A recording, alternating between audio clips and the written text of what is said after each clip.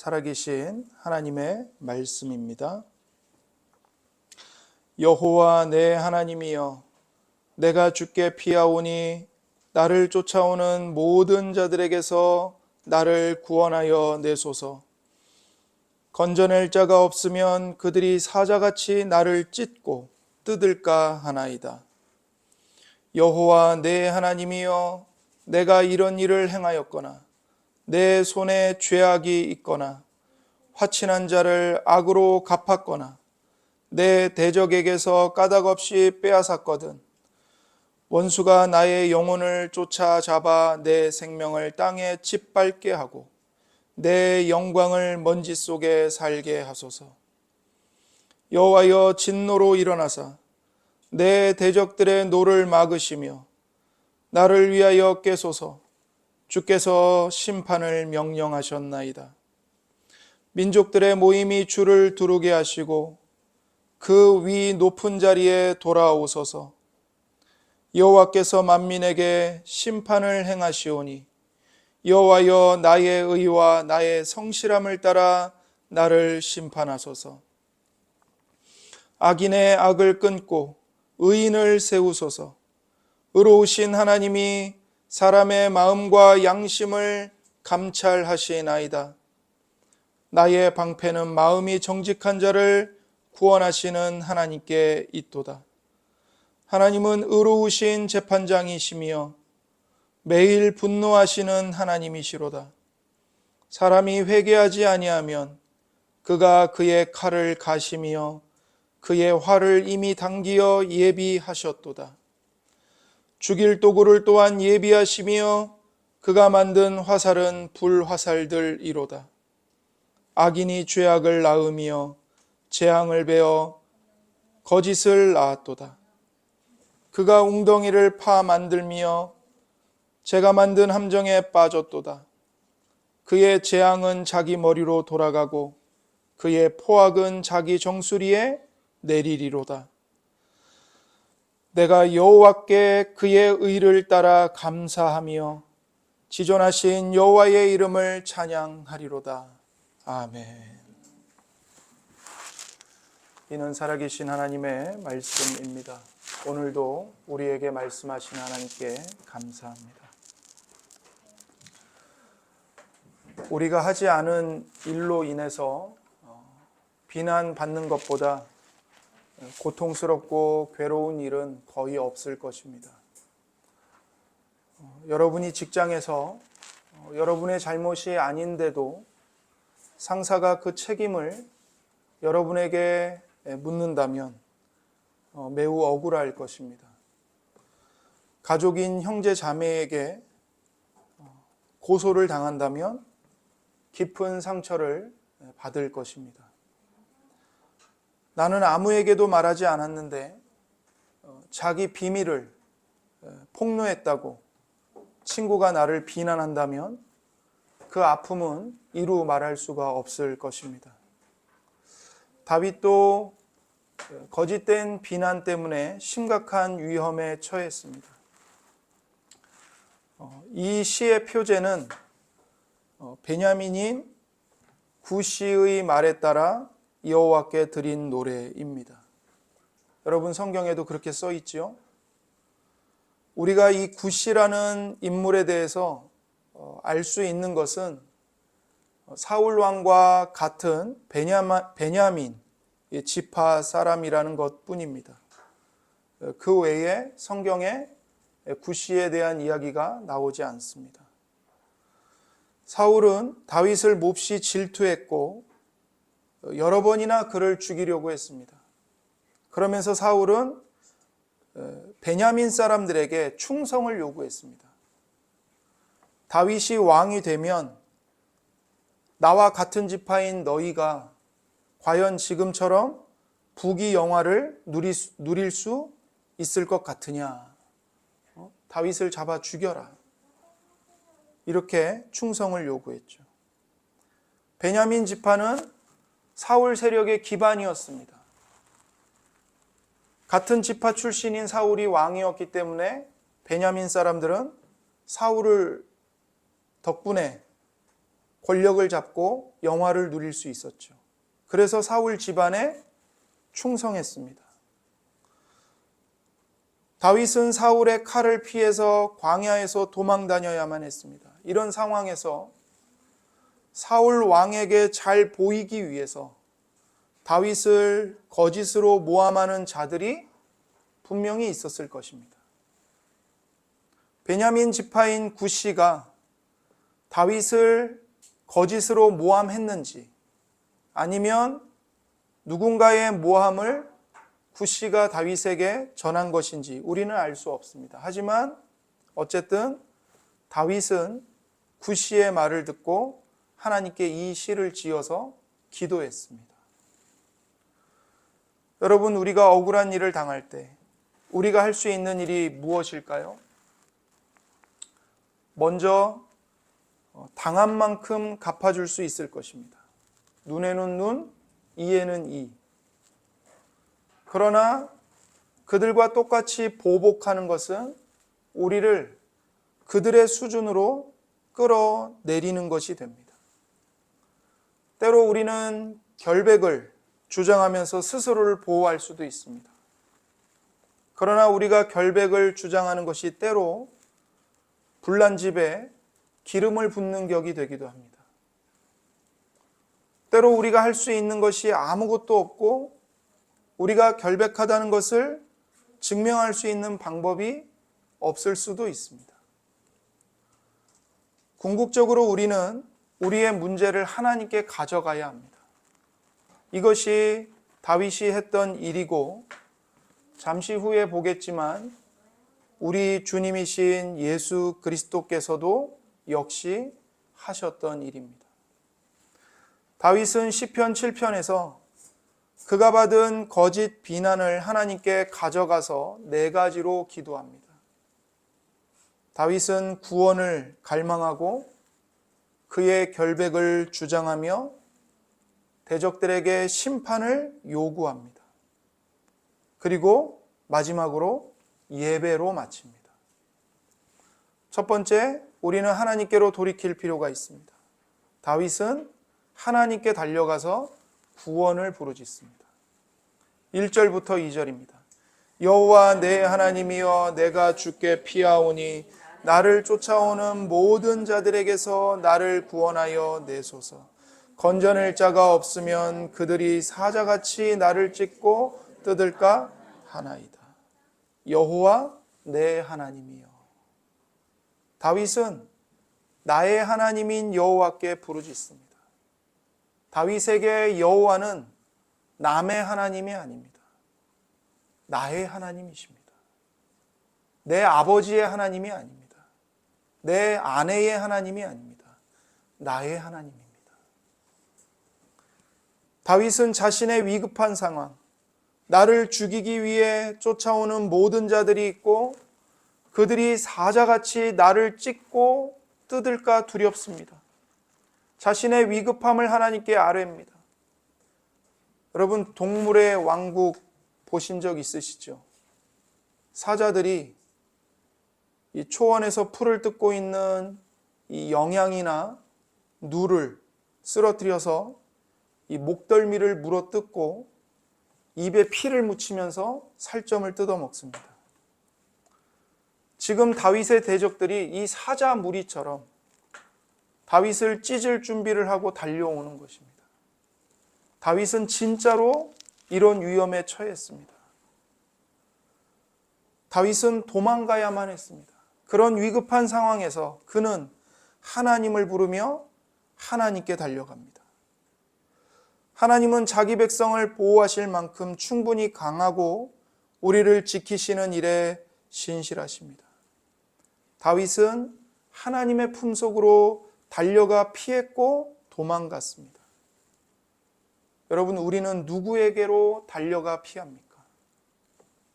우리도 하나님의 품속으로 달려가 피합니다. 시편 2편 12절입니다. 여호와께 피하는 모든 사람은 다 복이 있도다. 여호와께 피하는 모든 사람이 다 복이 있습니다. 5편 11절입니다. 그러나 주께 피하는 모든 사람은 다 기뻐하며 주의 보호로 말미암아 영원히 기뻐 외치고 주의 이름을 사랑하는 자들은 주를 즐거워하리이다. 주께 피하는 모든 사람은, 하나님의 품 안으로 파고드는 모든 사람은 하나님의 날개 피난처 안에서 복과 기쁨을 발견하며 누리게 될 것입니다. 우리의 궁극적인 소망은 이 하나님 안에 있어야 합니다. 그렇지 않으면 우리가 불의를 바꿀 수 없을 때 근심이 우리 내면을 휘저을 것입니다. 거짓된 비난이 우리를 삼켜버릴 것입니다. 하나님이 우리의 피난처가 아니라면 우리는 누군가가 우리에 대해 거짓말할 때 우리도 똑같이 증오와 험담과 폭력과 비방으로 대갚아 줄 수도 있습니다. 그러나 이것은 죄를 짓는 것이고 스스로를 파괴하는 일입니다. 하나님이 우리의 피난처라면 우리는 우리의 기도를 들으시는 하나님을 신뢰하고 절제하고 인내하며 경건한 용기를 갖고 살아갈 것입니다. 다음으로 다윗은 결백을 주장합니다. 3절에서 5절입니다. 여호와 내 하나님이여, 만약 내가 이런 일을 행하였거나 만약 내 손에 죄악이 있거나 만약 화친한 자를 악으로 갚았거나 내 대적에게서 까닭없이 빼앗았거든 원수가 나의 영혼을 쫓아잡아 내 생명을 땅에 짓밟게 하고 내 영광을 먼지 속에 살게 하소서. 하나님, 제가 혹시라도 누구에게 못되게 굴었거나 내 친구를 배신했거나 까닭없이 원수에게 폭력을 휘둘렀거든 마음대로 하십시오.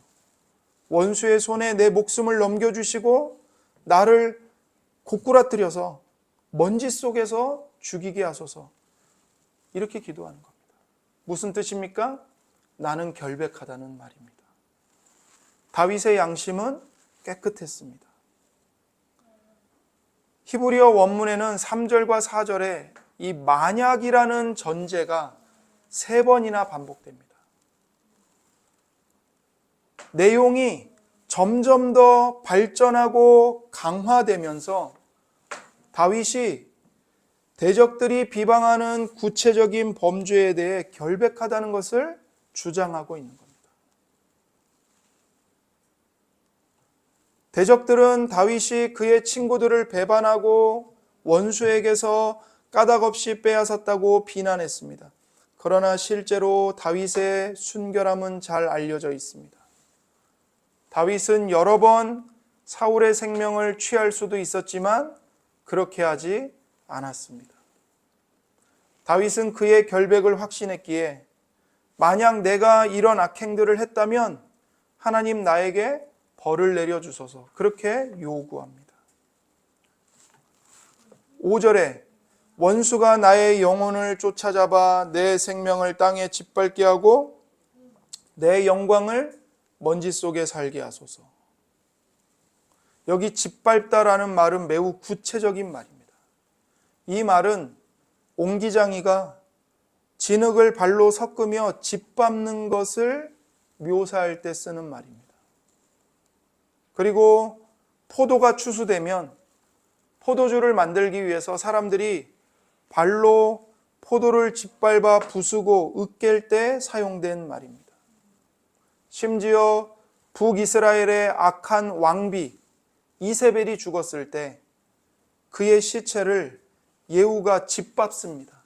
그때 사용된 말이에요. 또 다윗은 내 영광을 먼지 속에 살게 하소서라고 말합니다. 다윗의 영광은 하나님의 기름 부음 받은 왕으로서 그의 왕직을 뜻합니다. 다윗은 지금 그의 왕관을 걸고 있습니다. 기꺼이 자신에게 벌을 내릴 것을 요구하는 이 저주들의 무게를 보면 다윗이 유죄가 아니라는 것을 보여주고 있는 것입니다. 우리가 거짓된 비방을 받았을 때 다윗이 그랬던 만큼 우리 양심이 하나님 앞에서 깨끗한지 확인해야 합니다. 여러분, 5절 끝에 뭐가 있죠? 셀라가 있습니다. 이 셀라는 멈추어서 깊이 생각하라는 것입니다. 우리는 5절에서 멈춰서 깊이 자신을 돌아봐야 합니다. 때로 사람은 다른 이들이 자기를 피해자로 생각하도록 다른 이들을 속일 수 있습니다. 자기가 잘못했어도 친구들을 자기 편으로 만들고 피해자인 것처럼 행세하면서 동정 여론을 모을 수 있습니다. 사람들의 동정은 우리를 기분 좋게 합니다. 피해자가 복수하려고 덤빌 때 가해자는 아주 선량한 것처럼 행동할 수 있습니다. 그러나 다른 사람들을 속일 수 있지만 하나님을 속일 수는 없습니다. 하나님은 우리의 마음을 아십니다. 우리가 하는 모든 것을 보십니다. 하나님은 우리가 말하는 모든 것을 들으십니다. 하나님은 우리의 의도와 동기를 꿰뚫어 보고 계십니다. 주어진 상황 가운데서 내 역할이 무엇인지 명확하게 볼 수 있도록 하나님께 기도해야 합니다. 때로 거짓 비난처럼 느껴지는 것이 사실은 실제로 사실일 수 있습니다. 그래서 나를 아는 성숙한 친구들의 도움이 필요합니다. 남편과 아내의 조언에 귀를 기울일 필요가 있습니다. 저도 제 아내에게서 다른 사람과 이 갈등이 있을 때 그 갈등에서 제 역할이 무엇인지 보도록 아내에게서 여러 번 도움을 받았습니다. 비록 아프기는 하지만 진실을 충분히 마주하도록 우리는 정직하고 겸손할 필요가 있습니다. 그리고 때로 우리는 정말 결백합니다.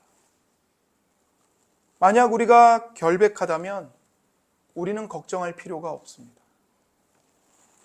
다윗은 결백했기 때문에 하나님께 심판의 자리에 앉아 대적들을 심판해 주실 것을 요구합니다. 6절입니다.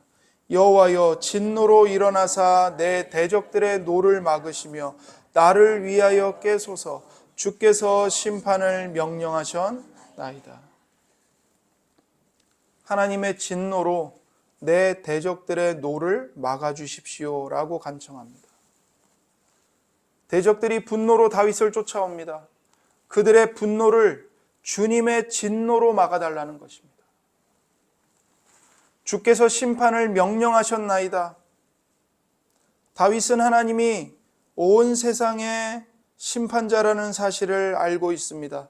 다윗의 위대한 소망은 하나님이 그분의 하늘 법정에서 자기를 공정히 재판하실 것이라는 사실입니다. 7절에 민족들의 모임이 주를 두르게 하시고 그 위 높은 자리에 돌아오소서. 심판하려고 좌정하신 하나님 주변을 모든 민족들이 큰 원을 그리며 둘러싸여 모입니다.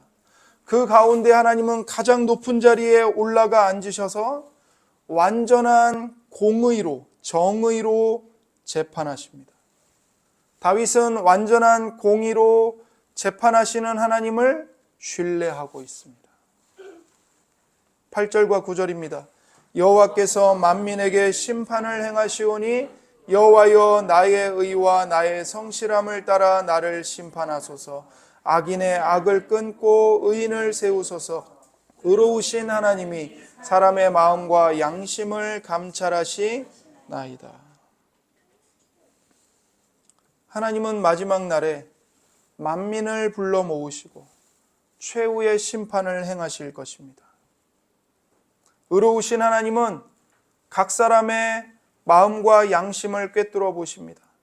사람은 절대로 하나님을 속일 수 없습니다.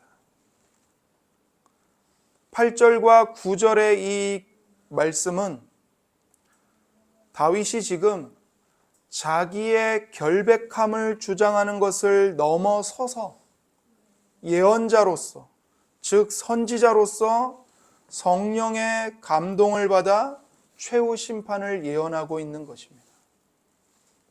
다윗은 자신의 원통함을 하나님께 호소했습니다.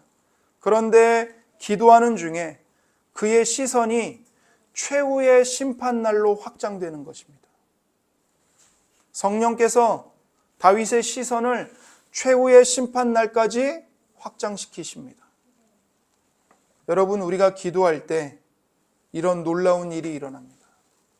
기도하는 중에 믿음의 눈으로 하나님이 하실 일들을 더 선명하게 보게 하십니다. 하나님의 심판에 대한 다윗의 호소는 메시아이신 주 예수 그리스도를 가리키는 예언입니다. 예수님은 의와 성실함으로 완전한 사람입니다. 여기 8절에 여호와여 나의 의와 나의 성실함을 따라 나를 심판하소서 이렇게 말하죠. 나의 의와 나의 성실함으로 완전한 사람은 예수님이십니다. 그러나 그럼에도 불구하고 최악으로 거짓된 비난을 받은 분입니다. 다윗은 성령의 감동으로 예수님에 대해 예언하고 있는 것입니다. 예수 그리스도보다 심한 불의와 모욕을 마주한 사람은 없습니다. 예수님처럼 선을 행하고도 신실하시고도 혐오스러운 죄인으로 취급받은 사람은 없습니다. 예수님은 오직 선을 행하시려고 이 땅에 오셨습니다. 예수님이 걷지 못하는 자들을 걷게 하셨고, 듣지 못하는 자들을 듣게 하셨고, 말하지 못하는 자들을 말하게 하셨고, 보지 못하는 자들을 보게 하셨습니다. 예수님이 하셨던 위대한 일들을 행한 사람은 아무도 없습니다. 그러나 바리새인들은 예수님이 사탄과 결탁하고 귀신의 왕인 바알세불의 능력으로 기적들을 행한다고 비난했습니다. 예수님은 재판에서 거짓 증인들에게 비난받으셨습니다. 예수님은 미움을 받아 죽으셨습니다. 이것은 세계 역사 가운데 가장 불의하고 원통하고 부당한 일이었습니다. 예수님은 이러한 불의에 어떻게 대응하셨습니까? 다윗이 그랬던 것처럼 심판하시는 하나님을 신뢰함으로 이 불의를 이기셨습니다. 베드로 사도는 거짓 비난에 대해 예수님이 어떻게 반응하셨는지 들려줍니다. 베드로전서 2장 22절입니다. 그는 죄를 범하지 아니하시고 그 입에 거짓도 없으시며 욕을 당하시되 맞대어 욕하지 아니하시고 고난을 당하시되 위협하지 아니하시고 오직 공의로 심판하시는 이에게 부탁하시며.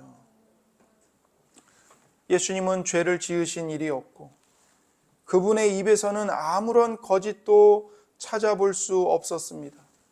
예수님은 모욕을 당하셨으나 모욕으로 갚지 않으셨고 고난을 당하셨으나 위협하지 않으시고 정의롭게 심판하시는 하나님께 다 맡기셨습니다. 다윗의 자손이신 예수님은 결코 죄가 없으셨고 강렬한 소망과 기대로 하나님의 심판을 기다리셨습니다. 다윗은 그의 대적이 비난한 특정한 범죄에 대해서는 죄가 없었지만 그 외에는 다윗도 많은 죄를 범한 죄인입니다. 그러나 예수님은 그 어떤 것에도 유죄가 아니셨습니다. 완전한 무죄이십니다. 이 땅을 산 모든 사람들 가운데 예수님만이 나의 의와 나의 성실함을 따라 심판하소서. 완전한 심판을 예수님만이 하나님께 요구할 수 있었습니다. 예수님은 자신의 유익을 위해 공의롭고 죄가 없으셨던 것이 아니었습니다. 예수님이 하나님께 순종하시고 거짓 비난들을 견디신 이유는 우리의 구세주가 되시기 위함이었습니다. 베드로전서 2장 24절입니다. 친히 나무에 달려 그 몸으로 우리 죄를 담당하셨으니 이는 우리로 죄에 대하여 죽고 의에 대하여 살게 하려 하심이라. 그가 채찍에 맞음으로 너희는 나음을 얻었나니 너희가 전에는 양과 같이 길을 잃었더니 이제는 너희 영혼의 목자와 감독 되신 이에게 돌아왔느니라. 예수님은 우리의 구세주가 되어 우리 죄를 담당하시고 우리가 죄에 대하여는 죽고 의에 대하여 살게 하시려고 십자가의 고난을 참고 견디셨습니다. 그래서 우리가 목자와 감독 대신 주님께 돌아온 것입니다. 만약 우리가 예수님을 전적으로 믿고 신뢰한다면, 우리가 예수님께 속해 있다면 우리는 확신을 가지고 하나님의 심판을 마주할 수 있습니다. 그리스도의 완전한 순종은 여러분에게 주어졌습니다. 이제 예수님의 순종이 곧 여러분의 순종이 되었습니다. 그리스도의 순종이 우리의 모든 죄값을 완전하게 다 갚았을 뿐만 아니라 우리를 의롭게 합니다. 하나님 앞에 우리를 의인으로 세웁니다. 그리스도의 의는 여러분과 저의 의입니다. 모든 성도들의 의입니다. 만약 여러분이 그리스도를 따르는 사람이라면 여러분은 세상을 향해 다가오고 있는 위대한 마지막 심판을 두려워할 필요가 조금도 없습니다. 여러분의 죄들은 이미 동이서에서 먼 것 같이 여러분에게서 멀리 떨어져 옮겨져 있습니다. 그 심판날은 여러분에게 기쁨과 해명의 날이 될 것입니다. 그런데 하나님의 심판은 마지막 날에만 시행되는 것이 아닙니다. 하나님은 모든 심판을 그 마지막 날까지 미루시지 않습니다. 하나님은 오늘날에도, 현재에도 선한 일을 하는 자들에게 보상하시고 악한 자들을 벌하심으로써 이 땅에 정의와 심판을 가져오십니다.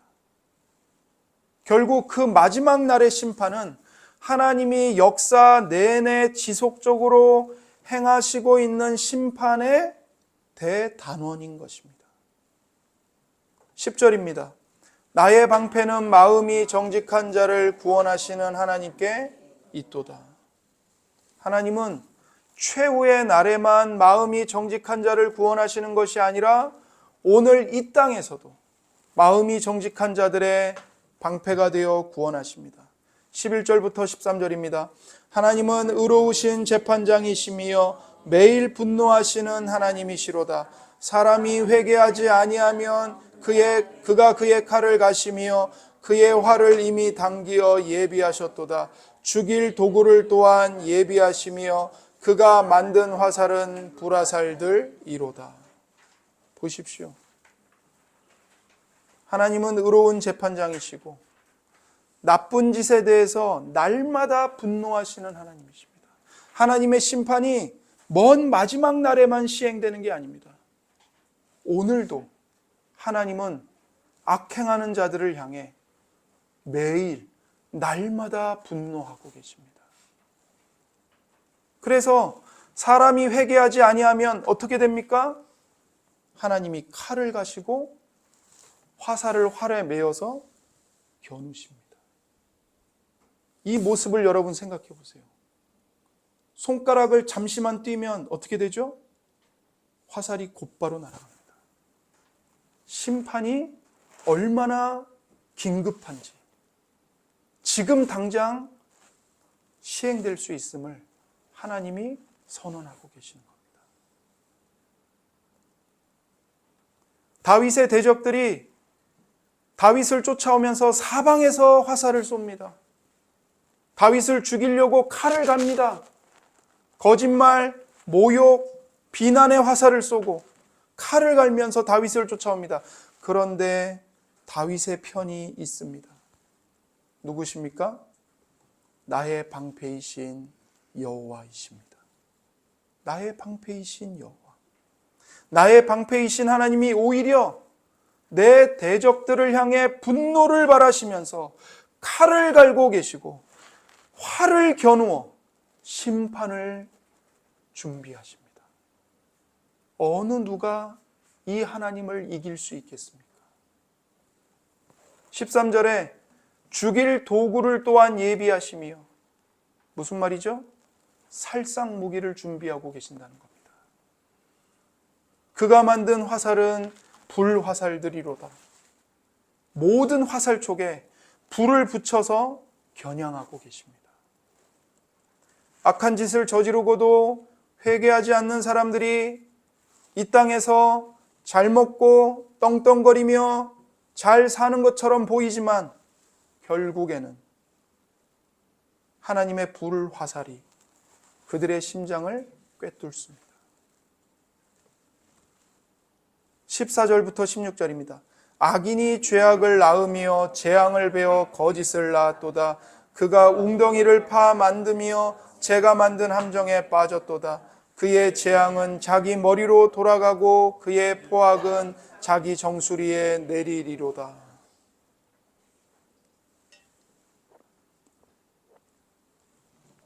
무슨 말이죠? 사람이 이 인생에서 뿌린 대로 거둔다는 말입니다. 14절에 악인이 죄악을 낳으며 재앙을 베어 거짓을 낳았도다. 유진 피터슨 목사님이 이 구절을 실감나게 번역했습니다. 잘 들어보세요. 보라, 저 사람을 죄와 간통하여 악을 잉태했구나. 오, 보라, 악의를 낳았는데 거짓을 낳았구나. 번역이 생생하죠. 악인이 죄와 간통해서 악을 잉태하고 악의를 낳습니다. 뭘 낳아요? 재앙과 거짓을 낳습니다. 끔찍합니다. 결국에는 자기가 내뱉은 거짓말이 자기를 죽이는 불화살로 돌아옵니다. 15절입니다. 그가 웅덩이를 파 만드며 재가 만든 함정에 빠졌도다. 의인을 빠뜨리려고 함정을 팠는데, 구덩이를 팠는데 거기에 누가 빠져요? 자기가 빠지는 꼴이 된 거예요. 이거를 유진 피터슨 목사님이 또 재밌게 번역했어요. 저 곧게 뻗은 외길 밑에 날마다 삽질을 하면서 함정을 파고 은폐하는 저자가 보이느냐? 돌아가 다시 살펴보아라. 거기에 거꾸로 처박힌 채 바람결에 흔들리는 두 다리가 보이리라. 의인을 빠뜨리려고 구덩이를 팠는데 거기에 머리로부터 자기가 처박혀 갖고는 두 다리가 바람결에 나뭇가지처럼 흔들린다는 거예요. 그걸 보게 될 거라는 거예요. 얼마나 재밌어요. 얼마나 웃깁니까? 하나님이 이 일들을 행하신다는 겁니다. 악을 행하는 자들은 악으로 고통을 당합니다. 하나님의 심판은 마지막까지 미뤄지지 않습니다. 하나님의 심판은 하나님께 불순종하는 자들의 머리 위에 날마다 떨어지고 있습니다. 자기들의 포악이 자기 정수리에 날마다 떨어집니다. 하나님의 심판은 매일매일 현존하는 위협입니다. 정신승리가 아닙니다. 공갈이 아닙니다, 여러분. 실제적인 위협입니다. 사실입니다. 날마다 하나님은 폭력을 행하는 자들에게 폭력을 되돌려 주십니다. 하나님은 거짓말하는 자들에게 거짓말을 되돌려 주십니다. 거짓말쟁이들은 거짓을 믿고 거짓과 함께 멸망합니다. 하나님의 심판은 이 세상에서 그분의 거룩한 섭리를 통해 역사합니다. 만약 누군가가 하나님을 알지 못한다면 그는 오늘 회개하고 지금 당장 그리스도께로 돌아와야 합니다. 오늘날 하나님의 심판은 믿는 우리에게 위로가 됩니다. 힘과 용기가 됩니다. 다윗에게 그랬던 것처럼 하나님께서 하나님을 아는 자들에게 방패가 되십니다. 하나님은 또한 오늘 구원하십니다. 그래서 다윗은 이 시를 예배로 마칩니다. 17절입니다. 내가 여호와께 그의 의를 따라 감사하며 지존하신 여호와의 이름을 찬양하리로다. 아멘. 아멘입니다. 다윗은 하나님이 의로우신 분이기 때문에 감사해야 합니다. 하나님이 억울한 일을 당하는 자들에게 관심이 없다면 감사할 수 없겠죠. 하지만 하나님은 언제나 억울한 일을 당하는 자들에게 관심이 있고 의로우신 분이기 때문에 억울한 자들이 망하지 않도록 내버려 두지 않으십니다. 그렇기 때문에 의로우신 하나님께 감사하고 지존하신 여호와의 이름을 찬양합니다. 외적으로 변한 것은 아무것도 없었습니다. 대적들은 여전히 다윗에 대해 거짓말을 하고 있었습니다. 다윗을 죽이기 위해 쫓아오고 있었습니다. 그러나 다윗은 내적으로 변했습니다.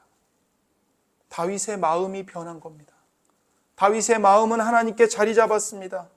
기도가 이런 놀라운 변화를 우리의 심령에 일으킵니다.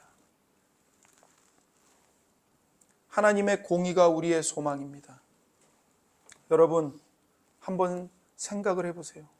하나님의 마지막 심판이 없는 세상을 상상해 보세요.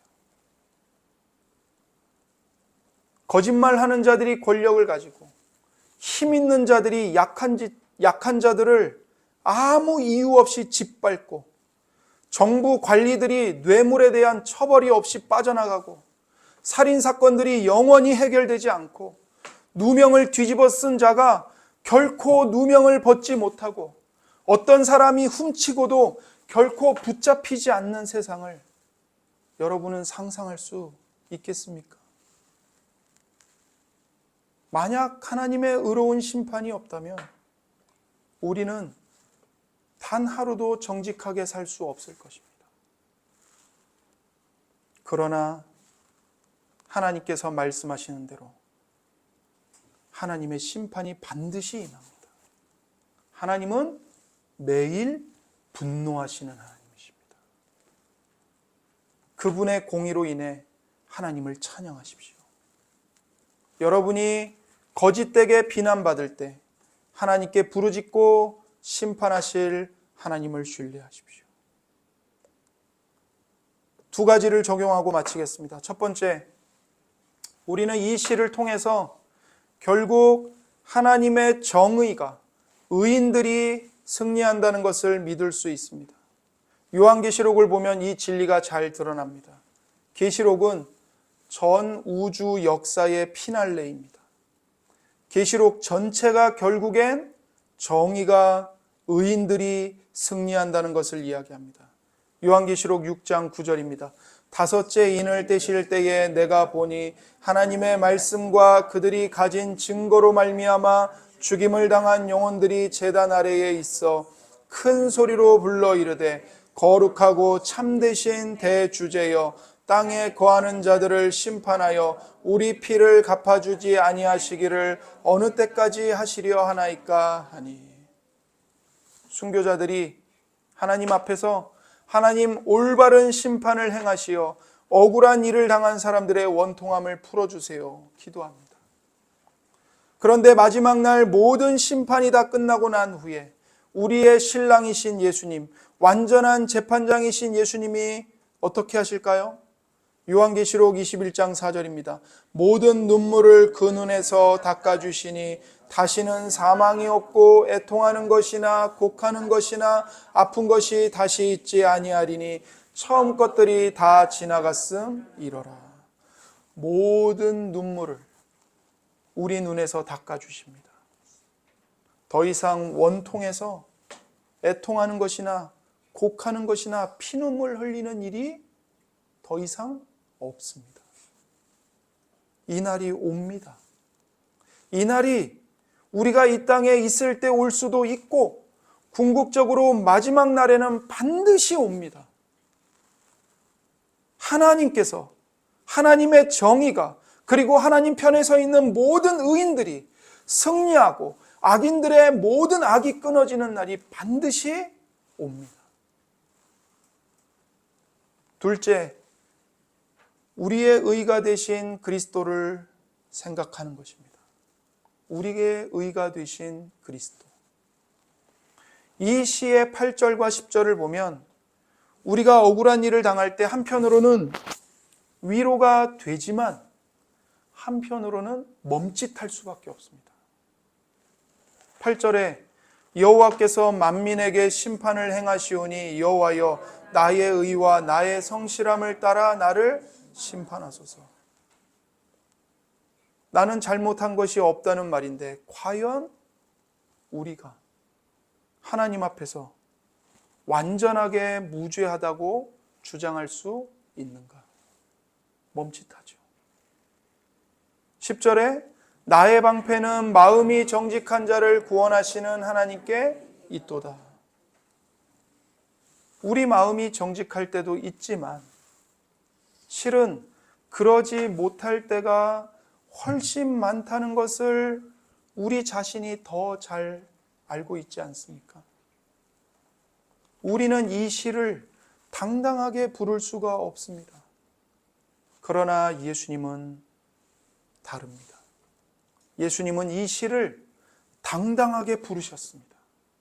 8절에 여호와께서 만민에게 심판을 행하시오니 여호와여 나의 의와 나의 성실함을 따라 나를 심판하소서. 모든 사람들이 예수님을 정죄했지만 예수님이 아무 죄가 없으시다는 것, 그분이 의롭고 성실하시다는 것을 하나님이 아십니다. 그래서 예수님은 이 시편을 당당하게 부르고 기도하셨습니다. 10절에 나의 방패는 마음이 정직한 자를 구원하시는 하나님께 있도다. 마음이 정직한 자는 오직 예수님밖에 없기 때문에 예수님은 이 시를 당당하게 부르셨습니다. 그러나 예수님은 어떤 취급을 받으셨습니까? 예수님은 의로우시고 신실하시지만 불의하고 거짓된 자로 정죄를 받아 심판받으셨습니다. 예수님은 정직하셨지만 거짓된 자로 여김받아 심판받으셨습니다. 하나님은 회개하지 않는 사람을 향해 죽일 도구를 예비하시고 활을 당기시는데 그 하나님이 자기 편이라고 여기면서 예수님이 이 시를 불렀지만 결국 성부 하나님의 활은 어디를 향했죠?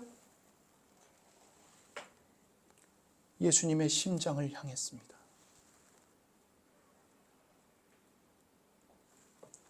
하나님이 죽일 도구를 예비한 것은 예수님을 죽일 십자가로 예비되었고 성부 하나님께서 불화살들을 예수님의 심장에 쏘셨습니다. 예수님이 십자가에서 성부 하나님의 진노와 저주를 받으셨습니다. 우리를 위해서요. 우리를 대신해서요. 내가 십자가에 못 박히고 하나님이 쏘시는 모든 불화살을 내가 맞고 내가 진노받고 내가 저주받고 내가 영원히 지옥의 고통 속에 버림받아야 하는데 예수님이 나를 대신하여 버림받으셨습니다. 그렇기 때문에 예수님은 누구보다도 억울한 사람들의 마음을 아십니다. 그 피눈물의 고통을 아십니다. 이 세상에요, 예수님보다 더 억울한 사람은 없습니다. 예수님이야말로 정말 억울한 일을 당하셨습니다. 우리는 억울한 것만이 아니라 솔직히 내가 누군가를 억울하게 한 적도 있습니다. 그런데 예수님이 이런 우리의 의로움이 되어 주십니다. 의인이신 예수님이 죄인인 우리를 위해 대신 진노와 불화살들을 맞으시고 우리의 방패가 되어 주신 겁니다. 나의 방패는 마음이 정직한 자를 구원하시는 하나님께 있도다. 마음이 정직한 자는 예수님 한 분밖에 없는데, 마음이 거짓된 우리가 예수님을 믿어 예수님 속으로 연합하여 하나님이 우리를 예수 그리스도 안에서 마음이 정직한 자로 여겨 받아 주시고 우리의 방패가 되어 주십니다. 이게 십자가의 복음입니다. 이것이 여러분에게 주시는 하나님의 은혜의 복음입니다. 이러한 예수님의 희생과 하나님의 사랑 때문에 우리는 억울할 때 하나님을 신뢰하면서 기도할 수 있습니다. 원통함을 풀어달라고 기도할 수 있습니다. 하지만 그렇다고 해서 교만해져서 개인적인 복수를 하거나 그 사람들을 정죄하지 않는 겸손을 지킬 수 있습니다. 예수님의 십자가의 은혜를 신뢰하기 때문입니다. 함께 기도하겠습니다. 이 시간 나를 사랑하사 나를 위하여 십자가에서 하나님의 진노와 모든 불화살들을 대신 맞아 희생하신, 그렇게 우리의 방패가 되어주신 예수님께 나아가